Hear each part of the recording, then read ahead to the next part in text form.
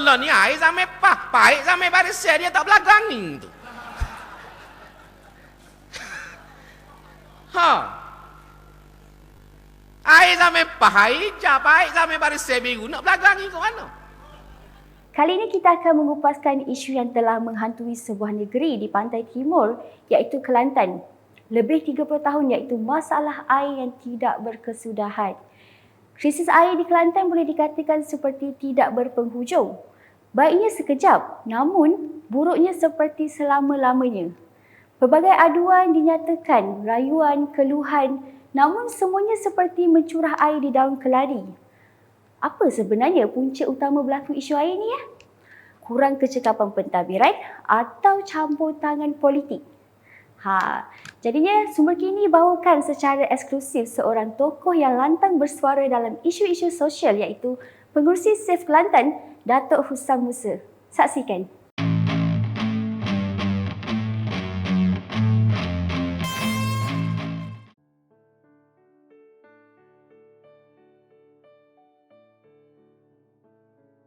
Kelantan banyak air lah macam negeri lain kerana negara kita negara iklim hujan tropika. Ya. Kita ada sungai, kita ada tasik dan kita juga ada air bawah tanah sebagai sumber air kita. Kelantan tak berjaya mengatasi air ini ada banyak sebab. Tetapi kita fokus kepada pengurusan air sekarang iaitu di bawah Air Kelantan Sdn Bhd. Kegagalan Air Kelantan Sdn Bhd diuruskan ataupun menguruskan air inilah yang jadi punca masalah bekalan air Kelantan sekarang ini. Mari pakat tengok air AKSB, air Kelantan, air Kerajaan Islam dah. Kegagalan pengurusan AKSB ini ya. Faktor-faktor yang terlibat ya.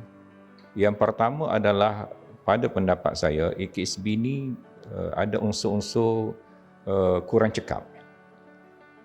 Kurang cekap. Dan yang kedua ada unsur-unsur yang mungkin masuk dalam kategori kurang beramanah dari segi pengurusannya ya, sehingga berlaku projek-projek yang gagal ya, umpamanya dari segi loji ataupun kita kata telaga-telaga bersekali dengan loji rawatan. AKSB banyak membina telaga. Ya. Kita di bawah AKSB ni ada 37 loji. Ya. Kebanyakan telaga ini memakan belanja yang sangat besar, tetapi bila siap, air tak boleh dikeluarkan. Ya. Telaga ada, wang telah dibelanjakan, air tak ada. Sebagai contoh dalam tulisan saya, mungkin saudari boleh rujuk balik tulisan saya dalam Facebook. Saya telah menyenaraikan telaga-telaga yang baru siap. Ini bukan zaman penjajah ni. Bukan zaman Barisan Nasional. Bukan zaman Tok Guru Ni Aziz. Telaga yang disiapkan sekarang. Dan kapasiti pengeluaran mengikut cadangan asal, ya, mengikut reka bentuk asal, adalah 117 juta liter air satu hari. Masa nak buat itu, reka bentuknya mengatakan bila siap telaga ni boleh keluar 117 juta liter. Saya tolak satu telaga iaitu Telaga Pahi ya, kerana saya belum dapat angka ya. Telaga-telaga lain ini pengeluaran dia hanya 50 juta liter satu hari. Ya.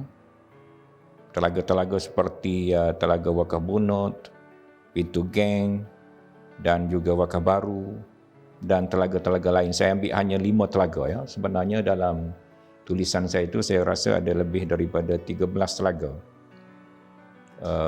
Nanti kita kira balik ya. Saya akan bagi angka yang lebih penuh ya. Kapasiti daripada 5 telaga ni sepatutnya 117 juta liter air, hanya 50 juta liter. Tak sampai separuh daripada kapasiti asal. 67 juta tak keluar. Ya. Jadi telaga siap, air tak ada. Mungkin saudari nak tanya pasal apa telaga siap, air tak ada. Ya. Jadi saya bukan pakar lah dalam industri air, tetapi pada pendapat saya, daripada analisa dan perbincangan dengan pakar-pakar yang lain, adalah kerana reka bentuk yang salah. Ya. Reka bentuk yang salah, yang pertama, tidak diadakan satu kajian yang menyeluruh terhadap sumber air di tempat nak diadakan loji ataupun telaga tadi. Sehingga apabila loji siap, kapasiti air dalam bumi tidak memadai dengan apa yang nak dikeluarkan. Ya. Jadi kadang-kadang air itu tak cukup, jadi bila dipam tak keluar dengan penuh. Yang kedua adalah masalah di Kelantan ini kita panggil isu telaga jejari. Ya. Mungkin orang kampung dia malas nak dengar lah. Dia pun tak faham apa itu telaga jejari. Ringkasnya telaga ni ada telaga dipanggil telaga yang cetek ataupun shallow well. Ada telaga yang dalam ataupun deep well.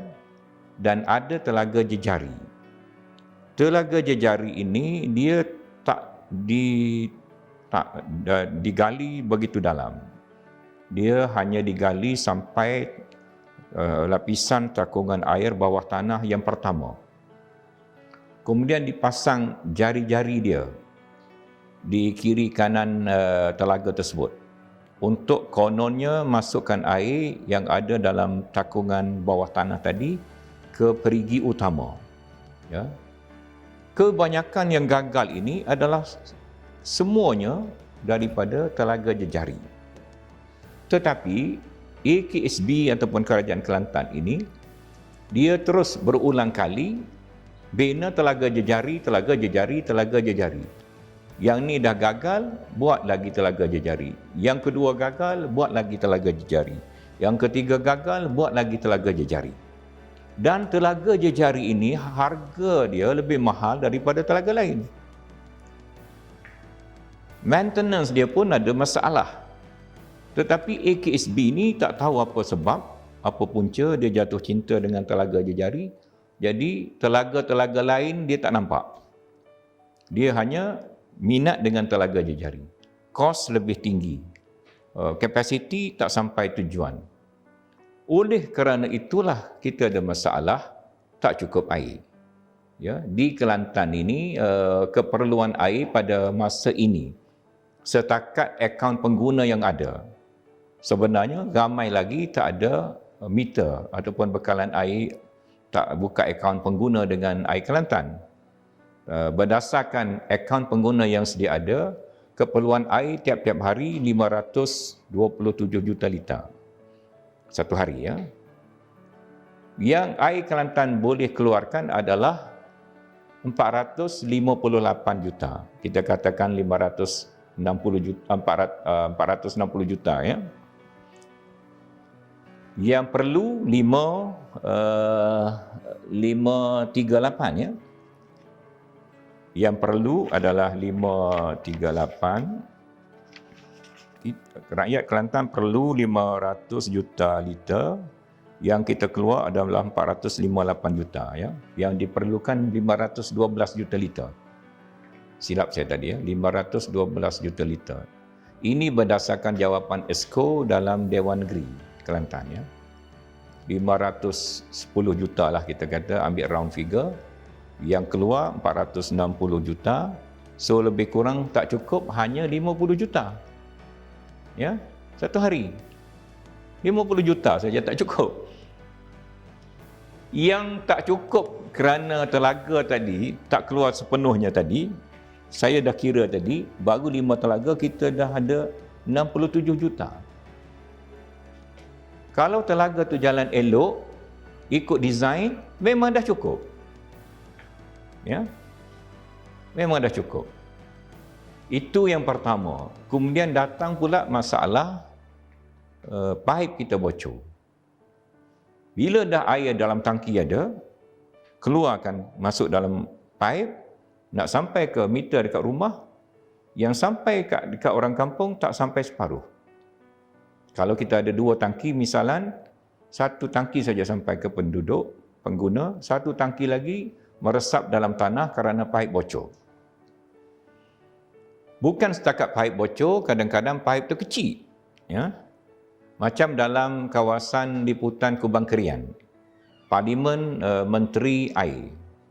Menteri Air Malaysia ni, dia datang dari Parlimen Kubang Kerian. Parlimen Kubang Kerian dapat bekalan air daripada Loji Cica. Disalurkan melalui paip, paip di situ hanya 4 inci besar dia. Nak salur kepada lebih kurang, kalau tak silap saya, 50,000 akaun pengguna. 4 inci punya paip. Bila macam itu, walaupun air itu banyak dalam tangki, dia tak boleh nak keluar lah dengan laju kerana paip itu kecil. Tekanan akan jadi rendah. Ya? Tekanan jadi rendah, akan ada masalah-masalah lain. Iaitu antaranya pengguna akan pasang pam, pengguna kena pasang tangki, siang hari air tak ada, malam baru keluar. Ya? Penduduk kampung sana hujung, dia tak akan dapat bekalan. Jarang-jarang baru dia dapat. Jadi, masalah paip pecah dan paip kecil ini adalah masalah yang patut telah diatasi. Yang pertama, kerana Kerajaan Kelantan, AKSB ni bukan tak baiki langsung paip. Sebelum baiki dulu, bocor dia 48%. Sudah baiki yang pertama belanja 125 juta kalau tak silap saya, ya. Ganti paip baru dan meter baru. Sistem pun baru, ya. Naik jadi 52%. Lagi 4% naik bila ganti dengan duit 125 juta. Tak tahu apa sebabnya. Kemudian ganti lagi. Sampai sekarang masih 52% kebocoran. Oleh kerana itu, kalau kita tahu yang menjadi masalah utama adalah paip bocor, maka sepatutnya tukar paip dulu. Kalau you buat tangki lebih banyak, telaga lebih banyak, pam lebih banyak air, separuh itu buang dalam tanah, tak akan selesai sampai bila-bila. Dan ada 2 masalah di sini. Masalah kos, ya. Masalah kos. Iaitu bila buat tangki ataupun buat loji, buat telaga jejari, telaga apa benda, projek ini dibiayai oleh PAAB, ya, Perbadanan Aset Air Berhad.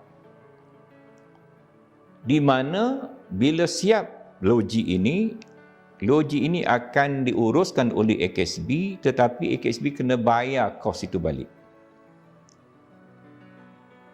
AKSB akan menanggung beban membayar balik kos. Lebih banyak bina loji, lebih banyak hutang. Dari segi paip pula, kalau tak silap saya, bila Kerajaan Kelantan bersetuju, AKSB ini dipindahkan ataupun migrasi dipanggil. Migrasi Perkhidmatan Bekalan Air tahun 2016, ya. Bila Kerajaan Kelantan setuju pindah,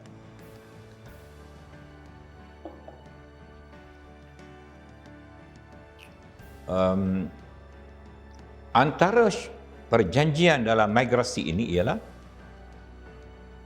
kalau nak bina loji, PAAB akan bina tetapi AKSB akan bayar. Kalau nak baiki paip, PAAB akan beri grant. Tak payah bayar. Ya. Kerana infrastruktur paip ini dikira tidak komersial, jadi infrastruktur itu dibiayai oleh Kerajaan Persekutuan melalui grant yang disalurkan menerusi PAAB. Kalau orang lain uruskan AKSB, mungkin dia akan buat pelan ganti paip dulu. Air dah cukup. Cuma air tak sampai kerana paip bocor. Kenapa nak bina lebih banyak telaga, nak bina lebih banyak tangki dan loji? Kenapa tak baiki paip dulu? Ya, paip dapat baiki dengan geran, tak payah bayar. loji kena bayar kerana dia dikira hutang. Ya.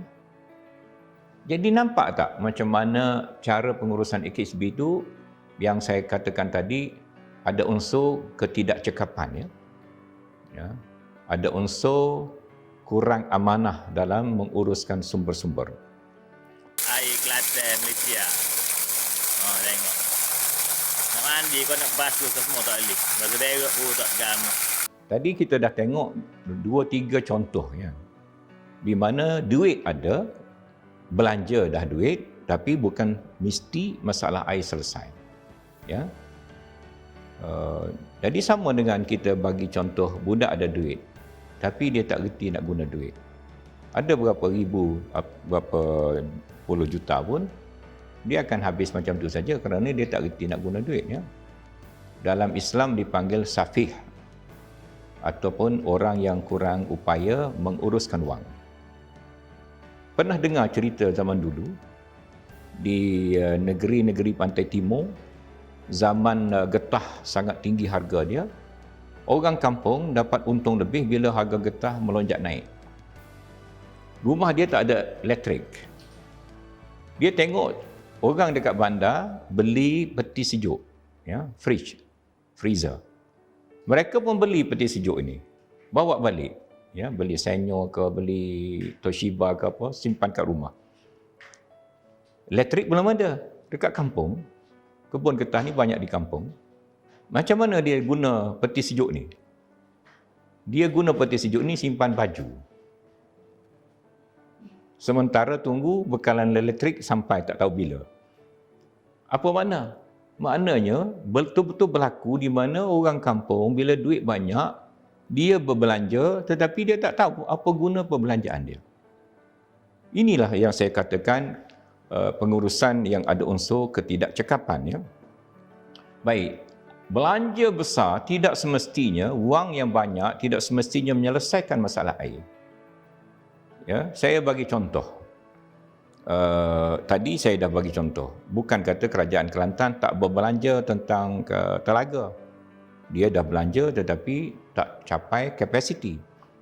Dan apa yang dia nak buat dengan duit tadi? Dia nak buat sebahagiannya adalah untuk membina satu kolam takungan, ya, yang besar di Machang. Belanja dia ikut satu versi 1.7 bilion. Ikut versi yang lain 1.3 bilion. Maknanya makan belanja bilion-bilion lah. Ya. Tetapi kalau kita kaji, nombor satu, adakah empangan tadi ataupun takungan tadi boleh selesai masalah? Ya. Dan yang kedua, apa pilihan yang lain daripada kolam takungan? Kalau kita dengar berita, Tenaga Nasional Berhad sudah bersetuju membina satu empangan di Sungai Nenggiri, dipanggil empangan Nenggiri. Belanja dia 5 bilion, ya, ringgit. Empangan Nenggiri ini adalah 3 dalam 1. Menjana kuasa elektrik, membekal air kepada pertanian, membekal air bersih kepada penduduk untuk minum dan guna. Bila siap empangan negeri, ikut jadual empangan negeri akan siap 2026. Kalau empangan negeri dah siap, dia takung air yang banyak daripada sungai yang dikira masih bersih, yang tidak memerlukan kos yang tinggi untuk dirawat, diproses, hanya menggunakan paip melalui graviti. Kerana Nenggiri duduk ulu Kelantan, atas bukit yang tinggi, tak payah pakai pam, pakai paip secara graviti. Salur ke bahagian Machang, Kuala Kerai, Kota Baru, Pasir Putih, Pasir Mas, Rantai Panjang, Tanah Merah, dah cukup bekalan air itu. Ya, akan siap 2026. Sekarang 2022, dah separuh tahun, tinggal 4 tahun saja lagi. Kenapa kena buat lagi kolam takungan ini? Tapi dia letak nama yang cantik lah. supaya orang kampung rasa terpedaya, ya. Dia panggil takungan air pinggir sungai ataupun TAPS, TAPS, ya. Tapi lebih kurang maksud dia adalah kolam takungan sajalah, ya. Empangan dah nak buat, kolam takungan ini dijangka siap 2025. Dijangka siap. Saya yakin biasa-biasa dengan AKSB ini, telaga-telaga yang saya sebutkan tadi itu, semua dijangka siap 2 tahun saja. Tetapi siap yang sebenar 5 tahun. 2 tahun dijangka siap, 5 tahun pun tak siap lagi. Itu telaga biasa saja, korek-korek dalam tanah, letak konkrit, pam, buat tangki. Memakan masa sampai 5 tahun lebih. Ini nak bina empangan masa banjir lagi datang, cakap 2025 mungkin siap selepas tu. Tapi kalau siap 2025 pun, beza hanya 1 tahun dengan 2026 empangan negeri. Kenapa nak habis duit 1.3 bilion? Lebih baik ambil duit tu, salin paip dulu. Salin paip, air tak bocor, air dah hampir cukup. Baiki sikit telaga yang tak ikut pengeluaran yang asal tadi, air dah lebih. Jadi saya duk takut duit yang banyak ini akan dibelanja sesuka hati kerana ada duit. Tetapi tidak menyelesaikan masalah secara yang betul-betul tepat. Saya tak sebut lagi masalah lain dalam kolam takungan. Kerana menteri sebut kolam takungan ini akan pam air daripada Sungai Kelantan. Sungai Kelantan tu berkelodak, ya, lumpur. Dia akan menjadi mendapan dalam kolam takungan tu. Nak maintain dia satu hal yang lain. Tetapi pada pendapat saya, empangan di hulu Sungai Kelantan lebih sesuai. Kalau tak nak guna empangan negeri, nak belanja juga duit, bina satu empangan lain di Sungai Nal, di Kuala Krai. Tak payahlah kita guna pam nak hantar air ini daripada kolam takungan ini ke loji-loji di Kota Baru dan lain-lain. Dia boleh mengalir secara graviti. Dan air pula lebih bersih kerana hulu sungai yang boleh dikawal nanti dari segi pembalakan, pelumbungan, air akan jadi jernih, bersih. Kos rawatan akan jadi murah, tak payah ada kos maintenance yang tinggi untuk mendapan dan lain-lain. Bermakna cadangan kolam takungan yang disebut oleh Timbalan Menteri Besar Kelantan dan juga Menteri Air ini pada pendapat saya adalah belum matang. Tidak dikaji secara menyeluruh, ya. Ada risiko dan implikasi kegagalan mencapai tujuan. Saya minta Kerajaan Kelantan dan Menteri Air kaji betul-betul dan tunjukkan kajian itu, ya. Sekarang kata ada kajian. Mana kajian itu?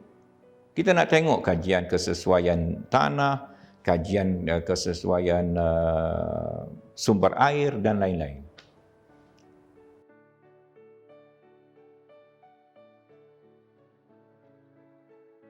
Kalau boleh berforum dengan Datuk Ni'amah, berforum dengan Menteri Air, saya nak tanya dia kenapa berbelas-belas telaga yang sudah dibina ini semuanya tak cukup kapasiti. Ini tak kena mengena dengan UMNO. Ini semua telaga yang dibina oleh Kerajaan PAS yang ada sekarang. Oleh pengurusan AKSB dan ESCO yang mengurusikan AKSB yang ada sekarang lepas daripada apa yang disebut dengan Kerajaan UMNO dan gangguan UMNO tadi. Yang awak sendiri buat telaga ni kenapa tak berjaya? Bila pula UMNO pergi kacau telaga awak ni? Ya. Awak sendiri dah ada duit tu, awak dah bina telaga tu, awak kata kapasiti dia sebanyak ni, tetapi yang keluar sejemput. Kenapa keluar sejemput? Kenapa tak diambil tindakan kepada pengurusan yang gagal mengeluarkan air seperti mana ikut desain asal telaga-telaga itu? Apa yang telah diambil tindakan? Ambil cermin diri sendiri dulu, ya. Muhasabah dulu. Mengaku kelemahan diri dulu sebelum kita nak menyalahkan orang lain. Air di Kelantan ni secara pengeluaran AKSB ini memang majoritinya air bawah tanah. Air bawah tanah ni bagus. Tuhan dah Allah SWT memberikan rahmat kepada makhluknya, hambanya di tiap-tiap negeri termasuk di Kelantan ada simpanan air bawah tanah yang sangat banyak. Ya, tetapi air bawah tanah ni macam account bank. Ya, macam mana? Kalau you bank in banyak duit, you keluarkan kurang daripada you masuk duit, selamatlah. Tapi kalau banyak keluar duit, air tak masuk, duit tak masuk, dia tak cukup duit lah. Ya. Macam mana air bawah tanah dapat bekalan dia? Daripada sungai di hulu, meresap dalam tanah, daripada hujan, meresap dalam tanah, memakan masa proses dia. Kalau musim kemarau, resapan akan jadi kurang. Kalau kita lebih kapasiti mengeluarkan air bawah tanah ni, keluarkan dia, pumpkan dia, mungkin ada ancaman air laut masuk ataupun penguncupan muka bumi masuk. Ya. Ini dah berlaku di Amerika, ya, di California kerana terlebih hisap air bawah tanah. Okey, air bawah tanah ni pula ada isu dia, iaitu isu kandungan logam yang tinggi. Ya. Manganese, iron, ferrum dan lain-lain. Kos memproses menjadi lebih tinggi. Ya. Lebih dalam telaga digali, maka lebih tinggi kandungan galian. Air yang paling baik pada pendapat saya masih air sungai yang tidak terganggu, ya, yang tidak tercemar di ulu-ulu Kelantan. Ya. Kita kena buat empangan dan empangan tidak semestinya terlalu besar. Empangan inilah yang akan membekalkan air dengan cukup dan pada masa yang sama kita boleh jaga sungai-sungai kita daripada tercemar kerana kita nak minum air itu. Barulah kita jaga pembalakan, kita jaga pelumbungan, kita jaga hal-hal yang lain. Sungai kita terjaga, kita pun dapat bekalan air yang banyak dan bersih dan cukup. Dan air sungai ini kos merawatnya menjadi lebih rendah daripada merawat air dalam logam yang ada logam daripada bawah tanah. Tadi you ada sebut tentang Selangor. So, Datuk Ni Amar juga ada sebut semua negeri dalam Malaysia ni ada masalah air. Bukan negeri PAS saja ada masalah air. Negeri BN pun ada masalah air. Negeri PH pun ada masalah air. Ya? So, sama-sama ada masalah. Kita ni macam Pak Pandey, anak kita semua mati. Jadi tak adalah Pak Pandey nak susah hati pasal anak Pak Pandey seorang lagi pun mati, anak Pak Pandey B pun mati, anak Pak Pandey C pun mati. Jadi, tak apalah. Kan? Jadi ini logik Datuk Ni Amar, ya. Apa nama ni? Sebenarnya masalah tu berbeza-beza. Ya. Masalah air di Kelantan sama sekali berbeza dengan masalah air di Selangor. Masalah air di Selangor ni seasonal, kadang-kadang berlaku kerana adanya limpahan pencemaran kilang ke dalam tempat pertadahan air. Ya. Jadi terganggulah sekejap. Bukan kerana air tak cukup macam di Kelantan. Bukan kerana pipe kita bocor macam di Kelantan. Ya. Bukan masalah kita di Kelantan dah siap doji, siap tangki, air tak ada. Bukan masalah tu, ya. Sama sekali berbeza. Tak boleh nak samakan, ya. Marilah siapa nak air kak. Ni gapo ni Nescafe Bank ke. Kata TO ni bukan TO dah ni. Saya tak nak campur politik lagi lah. Ya. Saya kesian tengok rakyat tak ada air. Dan semasa saya bangkitkan isu air pada pilihan raya 2018, sebelum pilihan raya, sejak daripada 2015, ya, masa tu orang tak kisah. Saya bangkitkan, orang tak peduli pun. Saya pernah dipanggil oleh jawatankuasa Dewan Harian PAS Malaysia untuk menghadap kerana saya mengkritik pengurusan air. 2015 dipanggil, dihadapkan ke jawatankuasa Dewan Harian.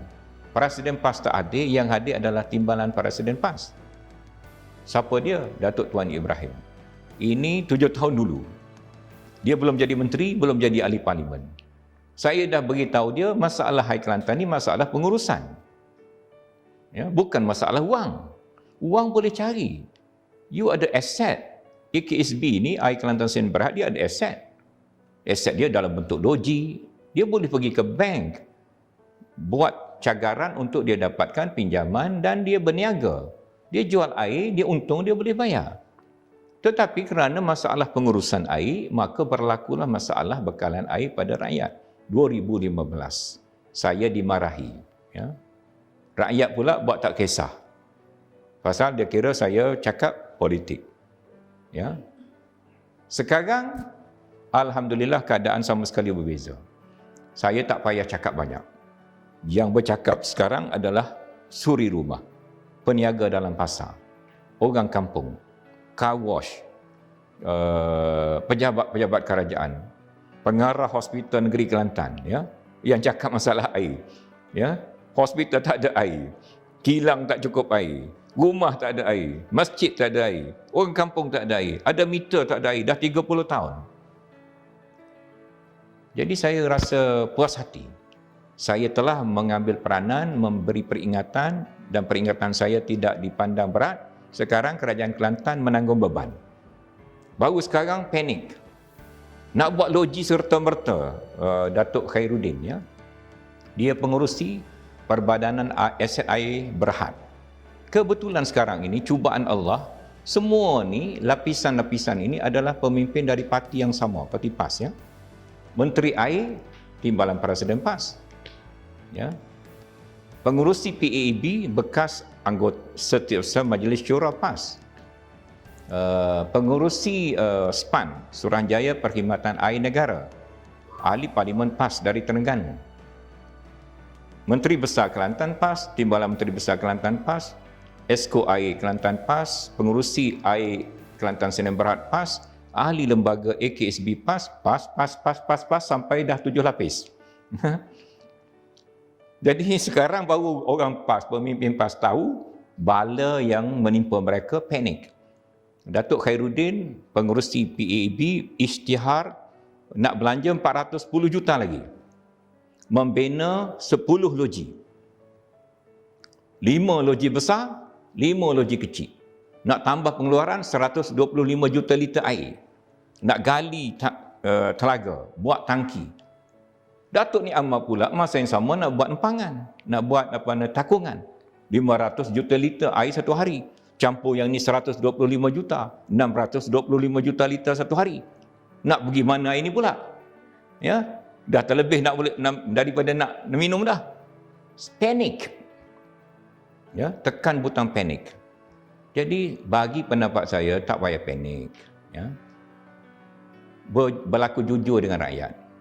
Apa sebab dulu gagal, macam mana nak atasi kegagalan, baiki balik mana yang aset yang sedia ada, jangan belanja tak tentu hala, kerana akhirnya AKSB menanggung hutang.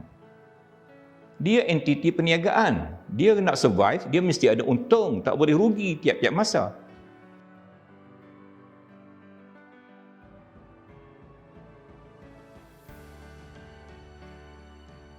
Datuk Ni Ammar banding Selangor dengan Kelantan. Saya terlupa satu aspeknya.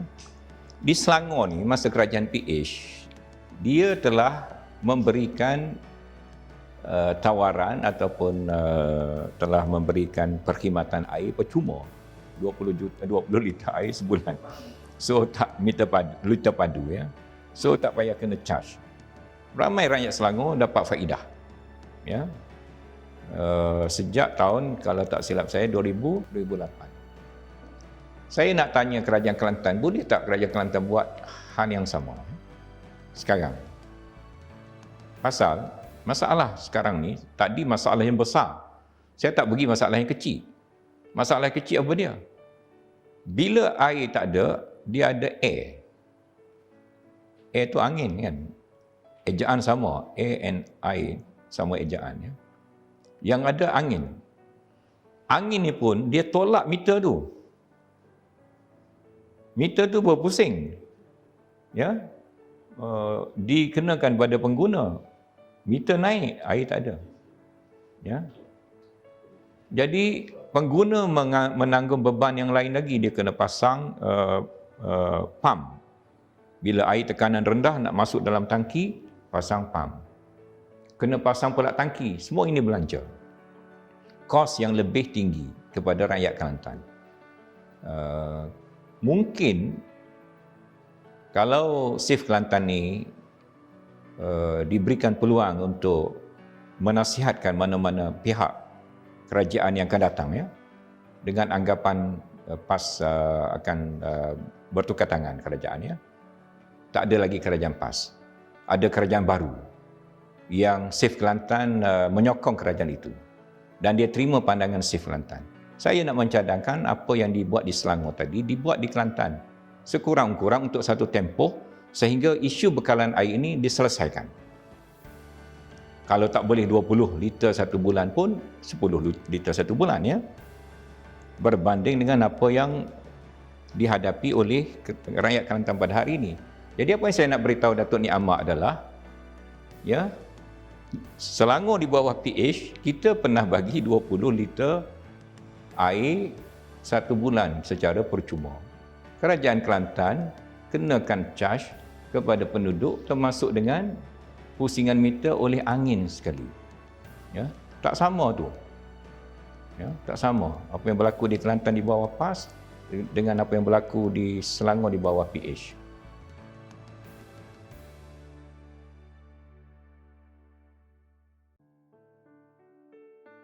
Tentang pengundi Kelantan dari luar.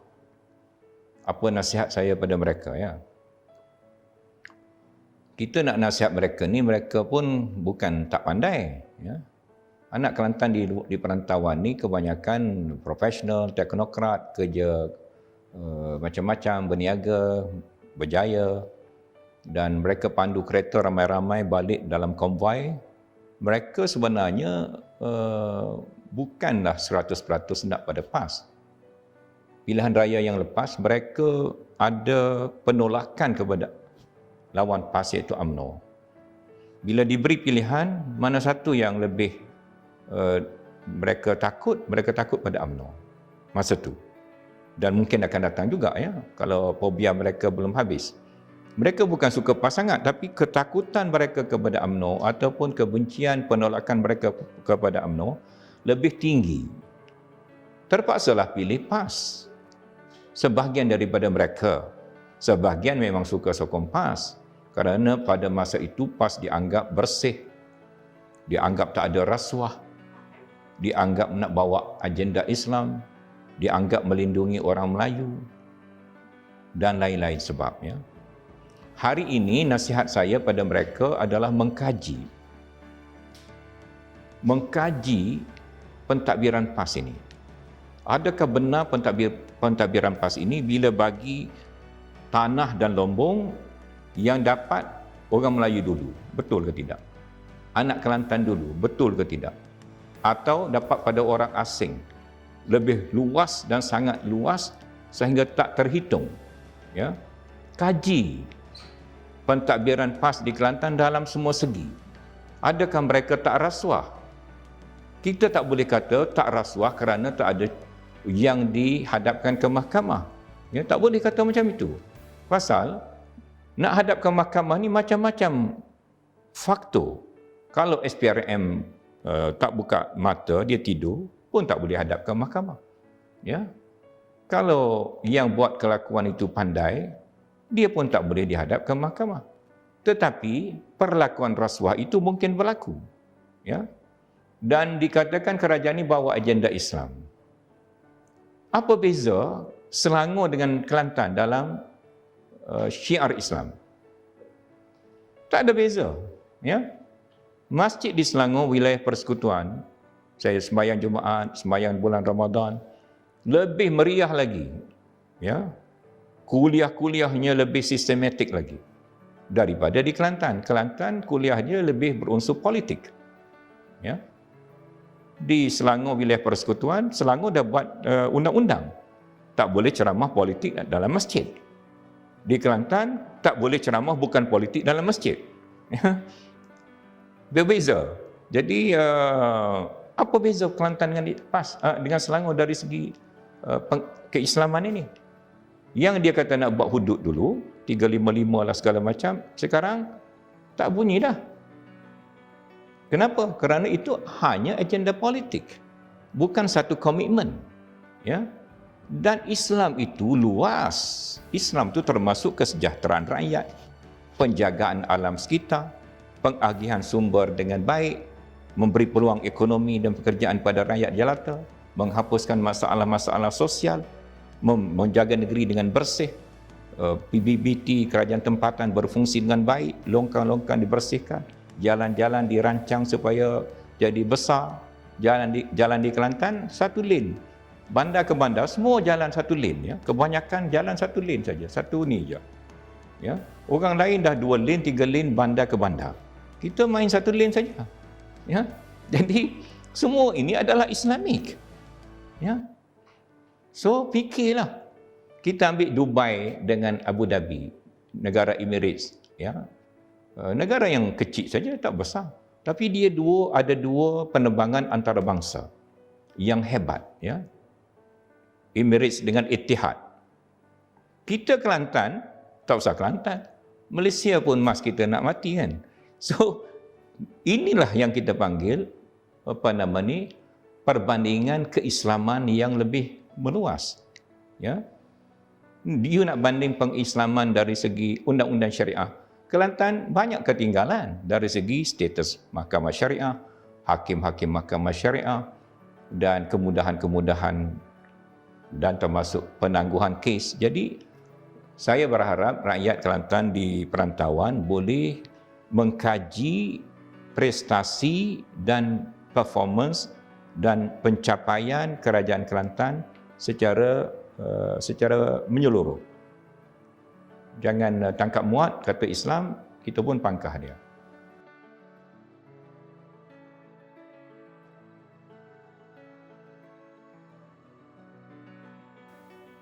Save Kelantan ni simple saja. Kita nak menyelamatkan. Kalau benda tu dah selamat, perjuangan kita tak akan dapat sambutan. Kalau rakyat rasa tak selamat, dengan sendirinya dia dapat sambutan. Kalau semua dah selesai, tak ada masalah, kita boleh tutup buku. Ya. Tapi kalau banyak masalah, kita tak cukup tangan. Ya. Dan di Kelantan ini, sekarang Save Kelantan ini tak cukup tangan. Peniaga dalam pasar panggil, orang yang kampung yang kena gajah, kena serang kampung dia panggil, orang di negeri yang dapat pampasan sikit, tanah dia diambil, panggil kita. Orang kampung tengok pembalakan haram berlaku, panggil kita.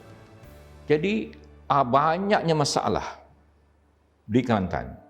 Dalam senarai kami ada 20 masalah besar yang melibatkan pentadbiran kerajaan Kelantan, ya, yang boleh dikatakan sebagai gagal, ya. Jadi Save Kelantan akan berperanan kerana kita nak menyelesaikan masalah ini bagi pihak rakyat. Setengah masalah ini rakyat sendiri dah rasa sendiri. Kita tak payah explain. Misal kata dia tak ada air. Bukan kita yang menghadapi masalah, mereka yang tak ada air. Cuma mereka masukkan dalam YouTube, dalam Facebook, mereka viralkan dalam Twitter, masalah mereka tak ada air. Tugas Save Kelantan dalam isu ini ialah memberitahu mereka apa punca masalah. Masalah semua dah ada. Semua dah hadapi masalah air. Tapi apa sebab masalah air berlaku? Masalah air berlaku kerana ketidakcekapan dan adanya unsur-unsur pecah amanah dalam pengurusan air Kelantan, ya. Ataupun kurang beramanah, ya, dalam pengurusan air Kelantan. Jadi tugas kami menjadi lebih mudah tetapi menjadi lebih penting kerana kalau kita tak tahu apa punca masalah, sampai bila kita tak boleh selesai masalah. Kalau kita pergi jumpa doktor, doktor akan buat scanning apa punca penyakit you. Darah tinggi ke, apa ke, darah ke, beracun ke apa semua. Itu yang diagnosis oleh doktor. Baru dia bagi ubat.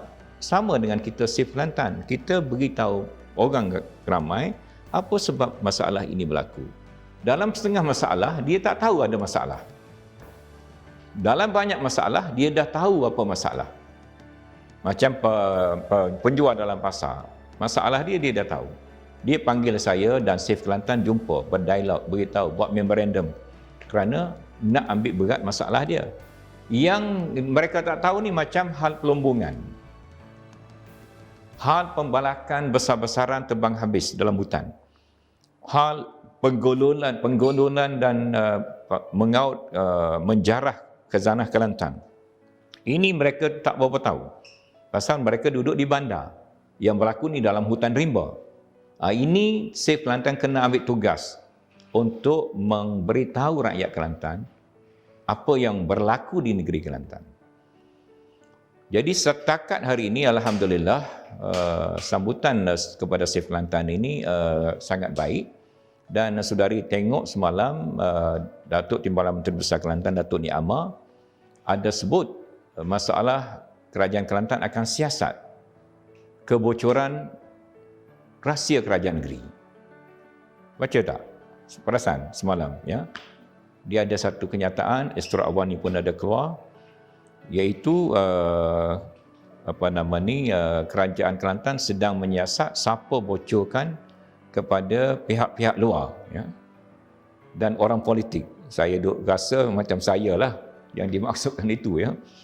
Dan Save Kelantan lah, pasal kita dalam pendedahan kita mengeluarkan fakta. Kita tak main tangkap tembak sembrono ya. Tembak rawak. Kita ada fakta. Kalau kita kata Kerajaan Kelantan tak bayar kontraktor air menyebabkan kontraktor tak boleh siap projek dalam masa yang betul, maka kita paparkan fakta itu. Ya, berapa juta yang tak bayar, bila sangkut tak bayar.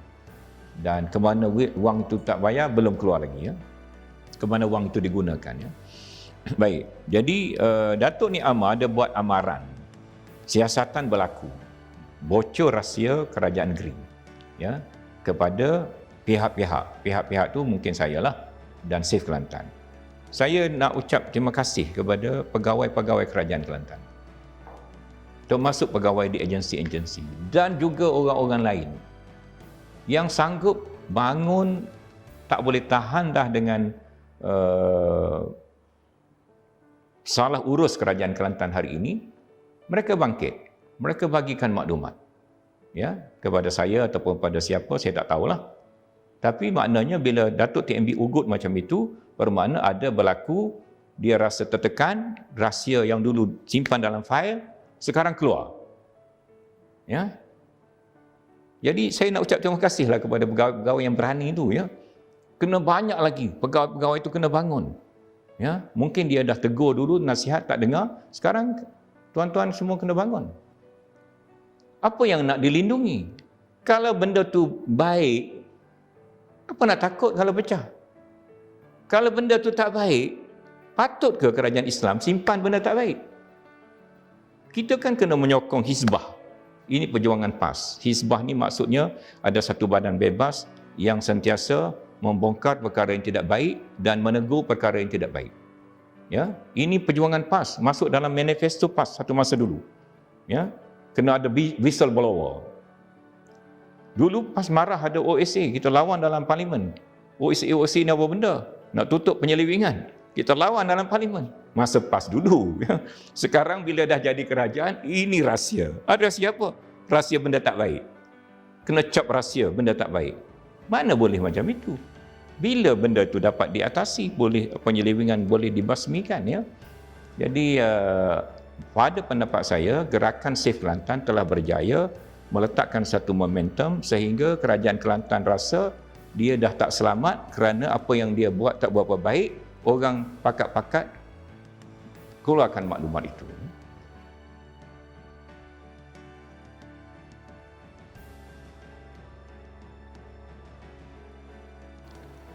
Soalan ni acap kali ditanya ya. Polisi Save Kelantan ni yang berkesan pada pendapat saya, Kerajaan Kelantan ni ditukar. Ya. Ditukar yang paling baiklah. Kerajaan baru itu kena buat suruhanjaya siasatan ya. Kalau saudara baca posting saya yang terawal sebelum Ramadan, saya mulakan dengan tuntutan menubuhkan suruhanjaya siasatan terhadap perjalanan Air Kelantan Senin Berhad, terhadap perjalanan pembalakan, terhadap perjalanan pemberian lombong-lombong, terhadap perjalanan kontrak-kontrak dan juga pelantikan-pelantikan. Ya, kebanyakan ada juga keadaan di mana amalan keluarga, waris dalam bahasa Kelantan dapat tempat lebih awal dalam pemberian balak, dalam pemberian lesen atau konsensi pasir dan perjawatan. Ya, keluarga-keluarga dulu dapat. Ya. Jadi semua ini kena disiasat. Siapa yang nak siasat? SPRM, kita semua tahu, bukan kita nak katakan SPRM, tapi dia ada limitation dia. Saya lebih percaya kepada Suruhanjaya siasatan yang ditubuhkan oleh kerajaan negeri yang baru kalau diandaikan rakyat bersetuju menukar sekejap kerajaan PAS ini. Jadi kerajaan itulah yang siasat nanti.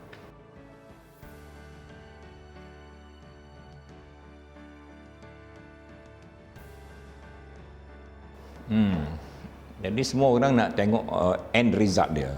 Sumbat gol sebelah mana kan? Semua pertanyaan banyak tanya saya, macam mana gol mana kita nak sumbat ya? Sekarang ini mana-mana kerajaan yang kita kira lemah, yang kita kira alpa, yang kita kira sudah cukup tempoh dia, kerana PAS memerintah Kelantan ni dah terlalu lama. Dalam sejarah politik Kelantan ni selalu ada pertukaran. Dulu di antara BN PAS, PAS BN ya. Dan tiap-tiap kali berlaku pertukaran ini semacam ada regeneration ya, peremajaan semula kecekapan pentadbiran. Ya. Saya bukan nak kempen UMNO, tetapi saya boleh tengok bila PAS kalah tahun 1978, Barisan Nasional mengambil alih Kelantan, banyak juga perubahan yang dia buat. Saya senaraikan ya. Saya senaraikan mengorganisasikan semula sekolah-sekolah agama dengan menubuhkan Yayasan Islam Kelantan ya. Kemudian menubuhkan Yayasan Kelantan untuk memberikan beasiswa dengan pemberian aset-aset negeri asal dulu macam itu ya. Kemudian menubuhkan Kelkon untuk menjadi kontraktor utama Bumi Putra dengan memberikan syarat mana-mana projek persekutuan mesti ada penyertaan syarikat, anak syarikat kerajaan negeri dan syarikat tempatan. Ya, Kelkon di Kelantan sekarang hampir moyok lah, kita panggil hampir tak sihat lah. Ya, nak kata mati tu belum lagi lah, tapi pegang nadi tu macam duduk ICU lah, lebih kurang macam tu kan. Bina Raya, dulu kerajaan UMNO buat banyak rumah-rumah yang berjaya dengan taman-taman perumahan di bawah Bina Raya. Mereka ada Kijang Kuari. Sekarang Kijang Kuari pun hidup pun tak tahu, mati pun tak pasti. Dan kompleks perkayuan Kelantan dengan konsensi yang besar, ada kilang Somel. Sekarang kilang Somel dah tutup. Kompleks perkayuan tinggal staf beberapa orang saja. Ya. Dan banyaklah perkara. Balai Islam sendiri dibina oleh kerajaan UMNO Barisan Nasional ya. Jadi pencerahan baru ataupun peremajaan pentadbiran berlaku bila ada pertukaran kerajaan. Pada akhir pemerintahan Barisan Nasional berlaku juga curi balak, pembalakan yang sangat berleluasa, lori keluar masuk siang malam, Ramadan, Syawal, Zulkaidah, keluar tiap batang balak besar, batang balak kecil tahun 1990. Sekarang berulang balik ya. Bila UMNO Barisan Nasional kalah tahun 1990, Tok Guru Nik Aziz ambil alih, berlaku peremajaan pentadbiran ya. Sampailah 3 penggal yang pertama. Masuk penggal keempat, merosot sikit, masuk penggal yang sekarang, merosot begitu banyak ya. Peremajaan itu sentiasa berlaku. Cuma SIF Kelantan datang untuk memberi kesedaran. Apa masalah yang kita hadapi pada hari ini? Ke mana mereka nak berikan undi mereka, kita belum pacak lah. Ya, belum pacak. Kita kalau PAS berubah, mungkin kita akan support PAS. Kalau PAS tak boleh berubah, kita support parti-parti yang lain dengan syarat parti-parti itu atau calon-calon itu menerima piagam SIF Kelantan. Ya. Kalau dia tak boleh terima piagam SIF Kelantan, buat apa kita nak sokong mereka? Kalau kita ada pengaruh, ya. Kalau kita tak ada pengaruh, kita tak perlu cakap apa-apa lah.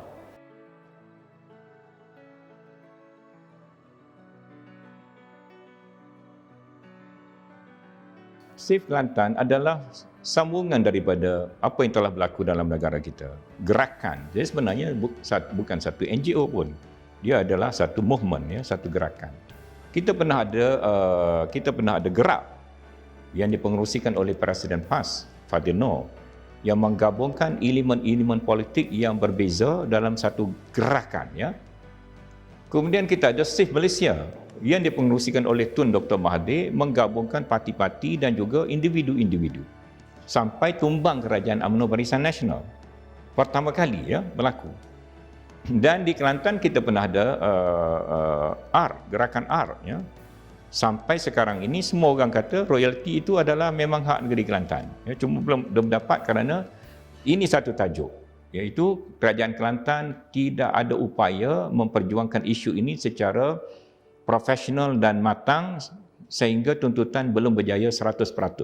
Dia baru berjaya dapat 400 juta satu tahun. Daripada tak dapat langsung, dapat 400 juta. 400 juta pula belanja tak tahu pergi mana, kita tak tahu apa hasil.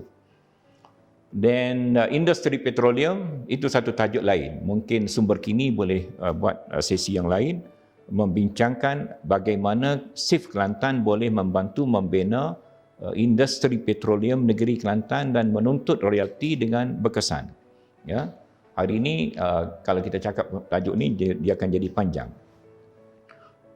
Lepas tu di Kelantan kita pernah ada Red Warrior, gerakan Red Warrior, ya, yang baju merah sokong pasukan bola, ya. Ya. Gerakan yang sangat kuat pada masa itu, ya. Dan pada masa itu saya masih jadi Exco. Tok Guru tanya saya, kalau Red Warrior ini digunakan oleh orang politik menyokong UMNO Barisan Nasional, apa pilihan kita? Ya. Maka kita brainstorming, kita datang dengan idea membina stadium yang baru yang boleh memuatkan penonton yang lebih ramai supaya peminat-peminat bola yang menganggotai Red Warrior ada satu stadium yang lebih selesa. Itulah datang idea stadium Bukit Merbau dan kompleks sukan, bukan satu stadium saja. Bandar Sukan Bukit Merbau. Itu adalah idea kami dengan Tok Guru Nik Aziz. Sekarang diambil oleh Exco Sukan Negeri Kelantan, termasuk desain berbentuk rebana ubi. Itu adalah idea kami, ya. Dia photo step 100% desain kita, ya. Dan sampai sekarang tak jalan kerana mereka tak tahu macam mana nak majukan. Pada waktu itu kita nak majukan dia sebagai bandar baru, bukan hanya sebagai pembinaan sebuah stadium. Pendapatan datang daripada pembinaan rumah-rumah kedai, penjualan lot-lot tanah kerajaan sebagai bandar baru dengan nilai yang lebih tinggi apabila infrastruktur telah dibina. Itu konsep yang awal, ya. Tapi saya nak beritahu macam mana sesuatu gerakan itu dia ada kekuatan, ya. Save Kelantan pun insya-Allah satu masa dia akan jadi ada kekuatan. Pihak istana satu masa untuk terlibat, ya. Buat masa sekarang kita letakkan oleh kerana Save Kelantan ni sikit sebanyak dia melibatkan perubahan politik. Institusi istana saya rasa tidak elok dilibatkan dalam unsur-unsur yang ada unsur-unsur politik, ya. Dalam masalah royalti dia tak ada politik. Dia hanya tuntutan bayar royalti saja. Saya nak conclude sidang ini. Saya terima kasih banyak pada Sumber Kini. Tujuan sesi kita ni adalah dalam isu air Kelantan, kita nak suruh rakyat faham bahawa masalah air ini boleh diatasi dengan cepat, dengan baik, dengan berkesan bila kita tukar pengurusan yang menguruskan air Kelantan sekarang, ya. Kalau tak tukar pengurusan dan orang yang menguruskannya itu 20-30 tahun lagi pun tidak akan selesai kalau mengikut cara sekarang ini, ya. Iaitu perbelanjaan ada, buat telaga, airnya tak ada. Ya. Terima kasih.